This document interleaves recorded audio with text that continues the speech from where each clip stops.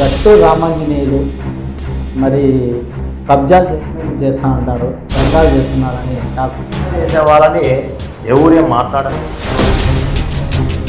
ఊరికే డిమాండ్, కానీ మరి ఆ డిమాండ్ సంగతి ఏంటి? రిమాండ్కు పోయినాడంటే అక్కడ ధనబలము అంటారు కదా ఆ రోజు. మరి ఆ రోజు మీడియాలో వాళ్ళు కబ్జా చేసినారు, మరి మా ల్యాండ్ ఇది, మా సొంతం ల్యాండ్ అని మీడియాకి లోకాయుక్త కోర్టు ఆర్డర్ ఉందన్న. దాని గురించి మొత్తం అంతా నా వద్దకు వచ్చేది భూ సమస్యలు కావచ్చు, ఎవరైనా అగ్రవర్ణాలు కొట్టి పోలీస్ స్టేషన్లో కేసు కట్టలేని పక్షంలో కూడా అలాంటివి వచ్చినా కూడా నేను ముందుంటాను. కేసులో కూడా ఏమన్నా ఇలా ఇట్లే ఉంది, వాళ్ళని చూసి నేను అట్లా ఉండాలా, వాళ్ళు ఏవైతే చేస్తున్నారో నేను అట్లా ఇలా కమ్యూనిస్ట్ భావజాలంతో వచ్చే వాళ్ళు ఉద్యమాలు చేస్తారు. ట్యాక్సీ ఓనర్లు మరి ఈరోజు ఆ వ్యక్తి కూడా ఈరోజు ఉద్యమాలు చేస్తున్నారంటే ఎందుకు ఇలాంటి పరిస్థితి? ఒక అదే ఎక్కువ దళితులే వస్తారు. అక్కడ మాలైనా మాదిగైనా 59 సబ్బండ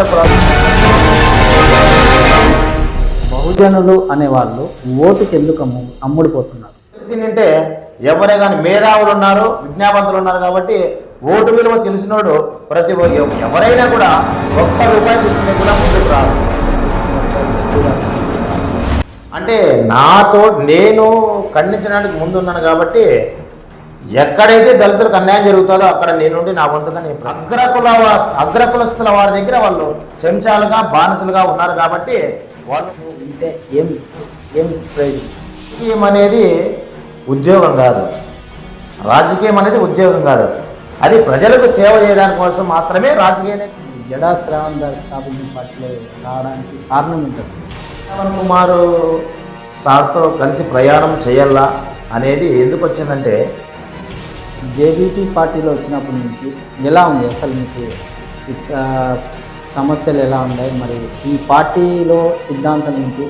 సమాజ్ పార్టీ అయినా జయభీమరావు భారత్ పార్టీ అయినా ఎడమ కన్ను కుడి కన్ను లాంటివే కాబట్టి, ఎందుకంటే రెండు నీలిజెండా పార్టీలే.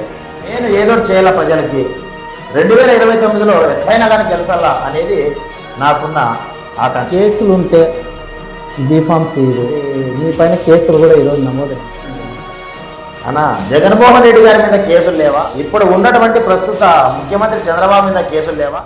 మా మీద ఉంటే 2-3 కేసులు ఉంటాయి. బలహీన వర్గాల కోసం మీరు ఏ విధంగా ముందుకు వెళ్ళే పరిస్థితి?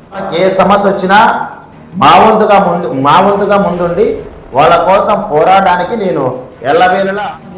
మరి సెటిల్మెంట్ కూడా చేస్తానని రాబంజీ సెటిల్మెంట్ చేసినాడా లేకపోతే భూదందా చేసినాడా అని 5 ఎఫ్స్టార్ కట్టించుకొని బిల్డింగ్లో ఉన్నాడా అనేది ప్రజలు చూస్తూ ఉంటారు. మరి ఎక్కువగా ఫైనాన్స్ విషయాల్లో మీరు ముందు ఉంటారు. అక్కడ దాంట్లో జరిగిన అవినీతిని బట్టి నేను మాట్లాడాను వాస్తవం. గతంలో కూడా అక్కడ ఎవరికి అన్యాయం జరిగితే అక్కడ ముందుండి మేము మాట్లాడతాం, అది మా రైట్. గట్టు రామాంజనేయులు కొంతమంది అవాయిడ్ చేస్తా ఉన్నారు, మరి వద్ద ఆయన ఉద్యోగం బహుజన్ నేతలు, మరి మీరెందుకు?